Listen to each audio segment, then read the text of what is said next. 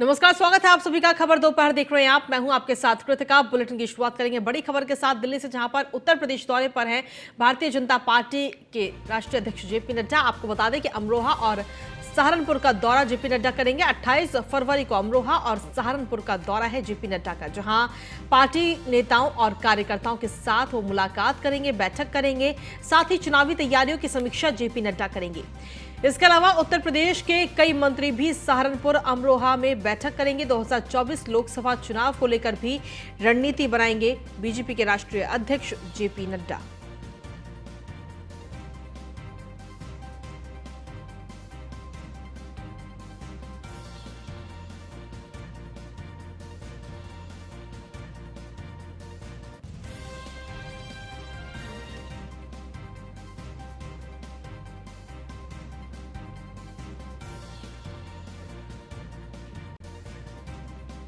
तो बड़ी खबर आप तक पहुंचा रहे हैं। बीजेपी के राष्ट्रीय अध्यक्ष जेपी नड्डा 28 फरवरी को उत्तर प्रदेश के दौरे पर रहेंगे, जहां उत्तर प्रदेश में अमरोहा और सहारनपुर का उनका दौरा है।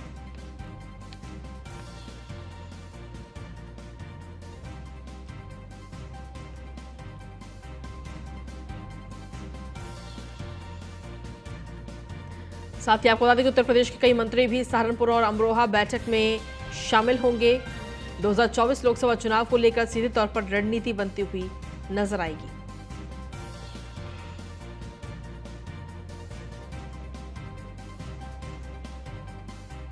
और इसी पर अधिक जानकारी देने के लिए एसोसिएट एडिटर ब्रजेश श्रीवास्तव हमारे साथ जुड़ गए। सीधा उन्हीं का रुख करते हैं। ब्रजेश जी, क्या कुछ ताजा अपडेट है? देखिए, 2024 के लोकसभा चुनाव को लेकर अब कहीं ना कहीं रणनीति भारतीय जनता पार्टी की तरफ से बनाई जा रही है, और इसीलिए बीजेपी के राष्ट्रीय अध्यक्ष जेपी नड्डा उत्तर प्रदेश के दौरे पर रहेंगे 28 तारीख को।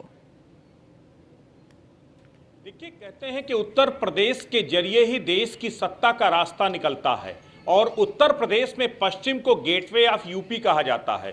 सबसे बड़ी बात यह कि बगैर पश्चिम को फतेह किए आप उत्तर प्रदेश उत्तर प्रदेश में काबिज नहीं हो सकते और देश की सत्ता में काबिज नहीं हो सकते। यही वजह है कि अब जो बीजेपी का पूरा फोकस है वो पश्चिमी उत्तर प्रदेश को लेकर के है।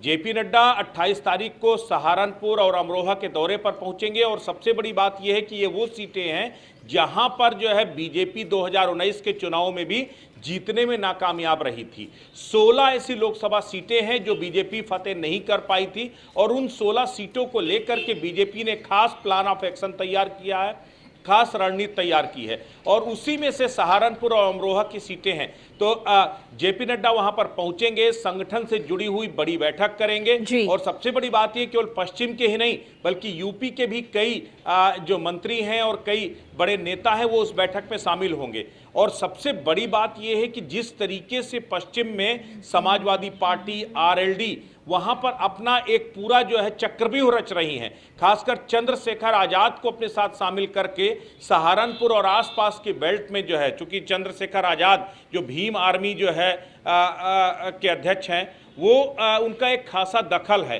तो मायावती के उस दलित वोट बैंक को काट के तौर पर चंद्रशेखर आजाद को सपा और आरएलडी ने अपने साथ मिलाया है। तो ऐसे में वो बीजेपी की राह में कांटे बिछाए जा रहे हैं, वो रणनीति तैयार की जा रही कि बीजेपी को कैसे काउंटर किया जाए। तो कहीं ना कहीं अब इसी की वजह से पश्चिम बीजेपी के प्राइम एजेंडे पर है, प्राइम फोकस पर है। और जब बीजेपी के राष्ट्रीय अध्यक्ष जेपी नड्डा पहुंचेंगे, वो संगठन से जुड़ी हुई तमाम बैठक करेंगे, और उसके बाद जो है वो मूल मंत्र देंगे कि कैसे पश्चिम को फतेह करने के लिए क्या कुछ फार्मूले को लेकर के आगे बढ़ेगी पार्टी, क्या कुछ स्ट्रेटजी के साथ बढ़ेगी, इसको लेकर रणनीति पर मंथन किया जाएगा। तो ऐसे में जेपी नड्डा का जो पश्चिम का दौरा है, सहारनपुर का दौरा है, वो बेहद अहम है। ठीक है, आप लगातार बन रही है, आगे भी आपसे अपडेट्स और जानकारियां लेगी। और इसी के साथ चलिए खबर दोपहर में अब अगली खबर का रुख कर लेते हैं लखनऊ से, जहां पर भारतीय जनता पार्टी जल्द करेगी कई मोर्चों में एक साथ बदलाव। बीजेपी के संगठन में कई स्तर पर बदलाव होने जा रहे हैं। भूपेंद्र चौधरी, धर्मपाल सिंह लगातार इसको लेकर के बैठकें भी कर रहे हैं, और मोर्चे के नए क्षेत्रीय अध्यक्ष, प्रदेश अध्यक्ष अब बनाए जाएंगे। तो एक नई रणनीति के तहत नई जिम्मेदारियां भी अब लोगों को दी जाएंगी। बड़ी खबर आप तक पहुंचा रहे हैं। बीजेपी के संगठन में प्रदेश स्तर पर कई सारे बदलाव अब होंगे, ये बड़ी खबर आप तक पहुंचा रहे हैं। अधिक जानकारी के साथ ब्रजेश श्रीवास्तव हमारे साथ लगातार बने हुए हैं, एसोसिएट एडिटर। ब्रजेश जी, क्या कुछ अपडेट है आपके पास में? मोर्चों के नए क्षेत्रीय अध्यक्ष कहीं ना कहीं अब बदले जा सकते हैं उत्तर प्रदेश के अंदर खास तौर पर।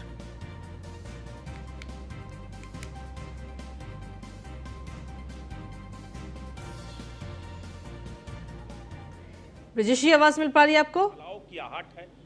बिल्कुल, देखिए जो संगठन में बदलाव है जी। वो लंबे समय से जो है प्रतीक्षित है। और सबसे बड़ी बात यह है कि अभी लगातार जो है भूपेंद्र चौधरी हों या फिर धर्मपाल सिंह हों, वो लगातार बैठकें कर रहे हैं और अलग अलग मोर्चे हैं, जो अलग अलग प्रकोष्ठ हैं, उसमें भी परिवर्तन होना है, संगठन में भी परिवर्तन होना है। चूंकि अकेले संगठन से जुड़े हुए 5 ऐसे चेहरे हैं जो सरकार में शामिल हो गए थे। इसके साथ कुछ संगठन के चेहरों को राष्ट्रीय नेतृत्व में जो है राष्ट्रीय कार्यकारिणी में कहीं ना कहीं जगह दी गई है। तो ओवरऑल अगर देखा जाए तो अब प्रदेश स्तर की जो कार्यकारिणी है उसमें बदलाव होना है। इसके साथ ही अलग अलग प्रकोष्ठ और मोर्चे हैं उस पर भी बदलाव होना है। किसान मोर्चा, महिला मोर्चा, ओबीसी मोर्चा, वो तमाम मोर्चे हैं जहां पर नए सिरे से जो है उनको कंस्टिट्यूट किया जाना है, नए सिरे से उनके चेहरों में बदलाव होना है। तो ये वो तमाम ये प्रक्रिया है जिसको लेकर के जो है माथापच्ची हो रही है। बीजेपी का थिंक टैंक उस पर विचार कर रहा है, उस पर लगातार बैठकों के दौर जारी है। और कहा जा रहा है कि जेपी नड्डा का जो पश्चिम का दौरा है उसके तत्काल बाद इस पूरी लिस्ट पर फाइनल मुहर लग सकती, क्योंकि जब संगठन की बैठक 28 तारीख को वहां सहारनपुर में होगी तो उस वक्त भी इन तमाम नामों को लेकर चर्चा हो सकती है, उन तमाम नामों को लेकर के बातचीत हो सकती है, उस पर फाइनल मुहर भी लग सकती है। तो इसके ठीक बाद संगठन के लेवल पर विस्तार होगा, संगठन में बदलाव देखने को मिलेगा, नए मोर्चों को लेकर के जो मोर्चों में नए चेहरों को जगह दी जाएगी। तो ये पूरा जो रिशफल है वो जल्द होने जा रहा है, क्योंकि 2024 और निकाय चुनाव से पहले बीजेपी अब अपने संगठन को नए सिरे से रिस्ट्रक्चर करना चाहती है और ये उसी कवायद का एक हिस्सा है। ठीक है, शुक्रिया तमाम जानकारी देने के लिए ब्रजेश जी।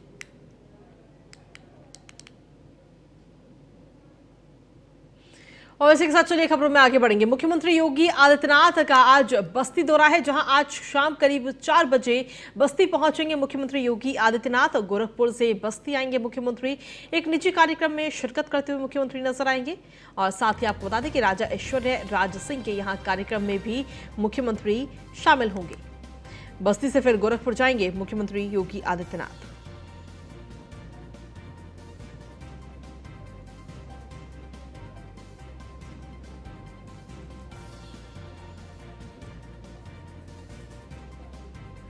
तो मुख्यमंत्री योगी आदित्यनाथ आज बस्ती के दौरे पर रहेंगे।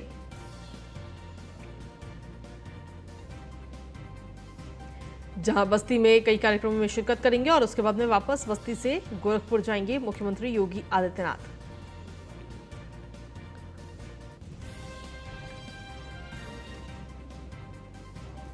खबर का रुख कर लेते हैं गोरखपुर से, जहां पर महाशिवरात्रि पर मानसरोवर मंदिर पहुंचे मुख्यमंत्री योगी आदित्यनाथ। जहां अंधियारी बाग मानसरोवर मंदिर में पहुंचे सीएम योगी ने मंदिर में भगवान शिव की पूजा अर्चना की।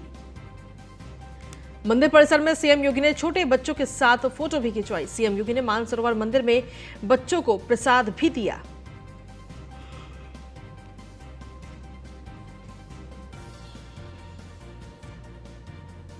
तो सीएम योगी आदित्यनाथ ने मानसरोवर मंदिर में बच्चों को प्रसाद दिया। आज मानसरोवर मंदिर मुख्यमंत्री योगी आदित्यनाथ पहुंचे गोरखपुर में, जहां महाशिवरात्रि पर पूजा अर्चना करते हुए मुख्यमंत्री योगी आदित्यनाथ नजर आए। आज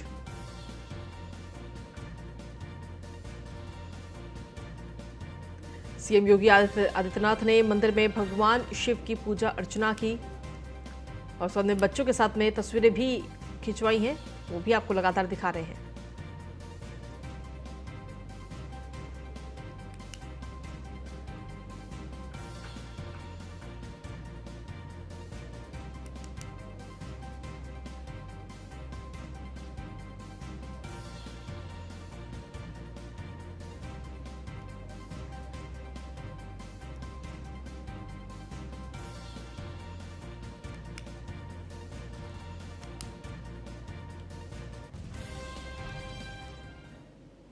वहीं मुख्यमंत्री योगी आदित्यनाथ का आज बस्ती दौरा, जहां आज शाम 4 बजे बस्ती पहुंचेंगे मुख्यमंत्री योगी आदित्यनाथ और गोरखपुर से बस्ती आएंगे मुख्यमंत्री। एक निजी कार्यक्रम में शिरकत करते हुए मुख्यमंत्री योगी आदित्यनाथ नजर आएंगे। राजा ऐश्वर्य राज सिंह के यहां कार्यक्रम में शामिल होंगे और बस्ती से फिर गोरखपुर वापस जाएंगे मुख्यमंत्री।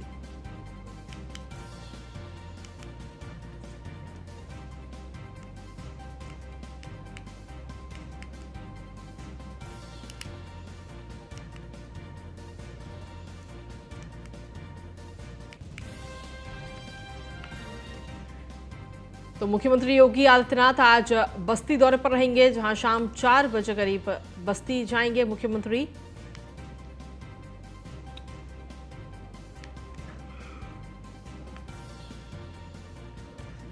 चार बजे मुख्यमंत्री योगी आदित्यनाथ बस्ती पहुंचेंगे। बस्ती दौरे पर आज मुख्यमंत्री योगी आदित्यनाथ रहेंगे और बस्ती में एक निजी कार्यक्रम में शिरकत करते हुए मुख्यमंत्री योगी आदित्यनाथ आज नजर आएंगे।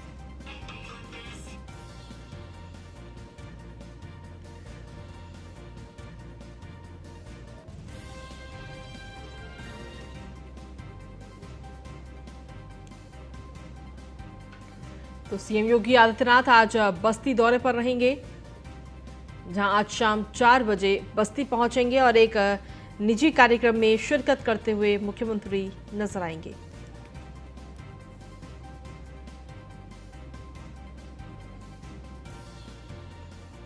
बात करेंगे अब गाजीपुर के, जहां पर सुबह सपा अध्यक्ष ओपी राजभर का एक बयान इस वक्त सामने आया है। उन्होंने सीधे तौर पर अखिलेश यादव और सपा पर, राजभर ने सीधे तौर पर निशाना साधा।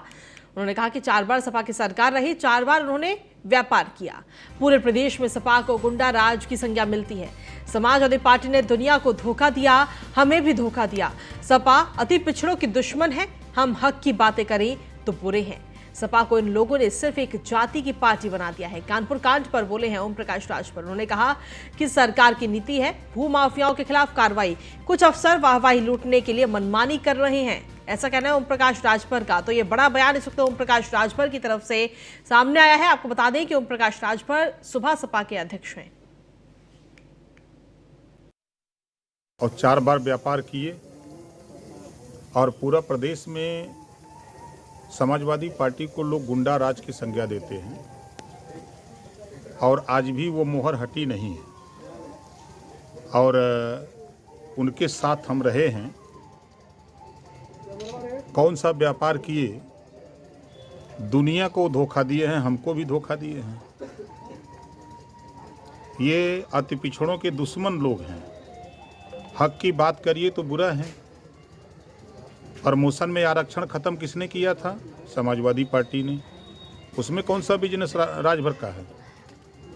4 सितंबर 2013 को हाई कोर्ट ने आदेश दिया कि 27% जो पिछड़ों को आरक्षण लागू है, 12 जातियां उसका लाभ ले रही हैं, बांट करके सभी जातियों को उसका लाभ दिया जाए। ये नहीं दिखाई दिया। हाई कोर्ट ने उत्तर प्रदेश सरकार को आदेश दिया, उसमें मुख्यमंत्री अखिलेश यादव जी थे। ये बात नहीं समझ में आई। जब पुलिस की भर्ती हो रही थी तो पुलिस लाइन तोड़ी जा रही थी, क्यों? कौन बिजनेस कर रहा था? बनारस की पुलिस लाइन रात को तोड़ दी गई। इटावा से समाजवादी पार्टी के लोग ला करके भर्ती कर दिए, बनारस मंडल के लोग नहीं हुए, तब पुलिस लाइन तोड़ दी, 4 दीवारी तोड़ दी। और बुलेटिन में आगे बढ़ेंगे, बात करेंगे अब लखनऊ की, जहां पर आयुष घोटाले में फर्जीवाड़ा इस वक्त निकलकर सामने आया है। जहां 900 मेधावियों की मार्कशीट पर फर्जी दाखिलें हुई थी। नीट में ज्यादा नंबर लाने वालों के दस्तावेज मांगे गए, ज्यादा नंबर लाने वालों के दस्तावेज मांगे गए थे, जहां अपात्रों की फोटो, नाम लिखकर उनका दाखिला किया गया। बिना नीट के आयुष कॉलेजों में ये फर्जी दाखिले का ये पूरा मामला इस वक्त सामने आया है। एसटीएफ ने अपनी चार्जशीट में इस फर्जीवाड़े का खुलासा किया है। करीब 900 छात्रों को घोटालेबाजों ने अपना निशाना बनाया है।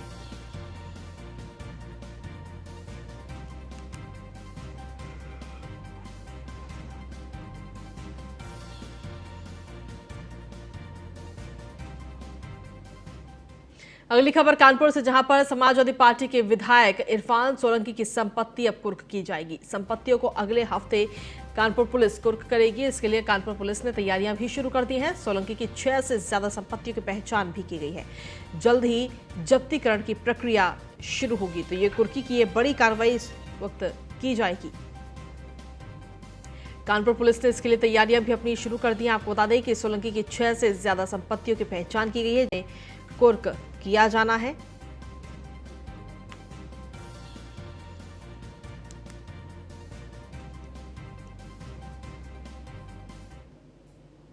वहीं कानपुर देहात के मंझोली गांव में हुई घटना की निष्पक्ष जांच की मांग को लेकर संयुक्त विपक्षी मोर्चा ने अपर पुलिस महानिदेशक आलोक सिंह को पूर्व सांसद सुभाष शनि ज्ञापन दिया। ज्ञापन के माध्यम से दोषियों पर सख्त से सख्त कार्रवाई करने की मांग की गई। पूर्व सांसद सुभाष शनि अली ने बताया कि एक तरफ सरकार कह रही है कि न्याय करेगी, लेकिन सरकार के प्रतिनिधि महिला कल्याण मंत्री ने कहा कि इसमें डीएम की गलती है और उनके पति कह रहे हैं कि औरतों को आग लगाने में उनकी नीयत है और उनका कहना है कि सती प्रथा सही है।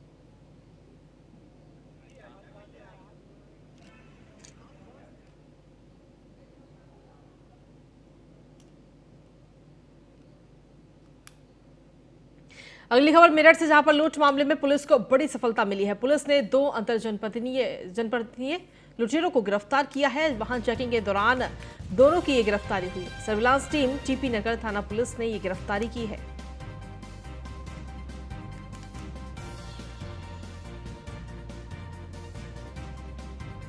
तो वाहन चेकिंग के दौरान दोनों की ये गिरफ्तारी इस वक्त की गई है। सर्विलांस टीम टीपी नगर थाना पुलिस ने ये गिरफ्तारी की है।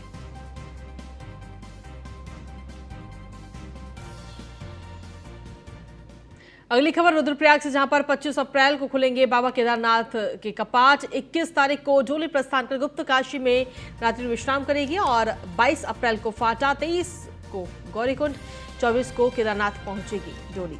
और 25 अप्रैल को सुबह 6:20 पर बाबा केदारनाथ के कपाट खोले जाएंगे।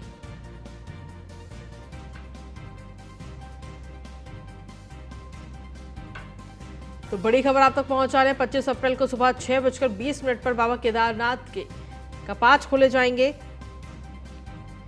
ये बड़ी खबर आप तक पहुंचा रहे हैं।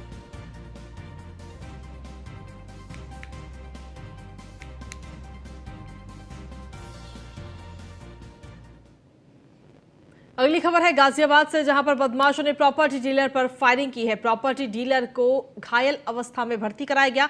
पुलिस फिलहाल पूरा मामला दर्ज करके जांच में जुटी हुई है।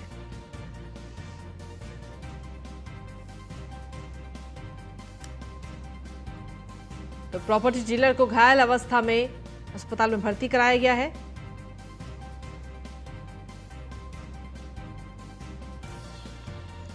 गाजियाबाद से बड़ी खबर, बदमाशों ने प्रॉपर्टी डीलर पर यह फायरिंग की है, जिसके बाद में घायल अवस्था में प्रॉपर्टी डीलर को अस्पताल में भर्ती कराया गया है। फिलहाल पुलिस पूरे मामले की जांच में जुटी है।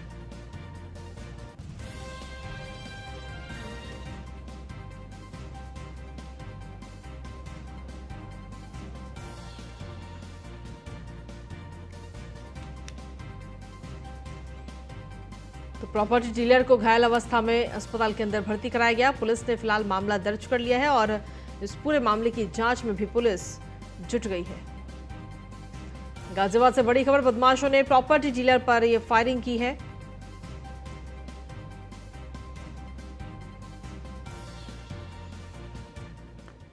और इसी के साथ फिलहाल खबर दोपहर में इतना ही। नमस्कार।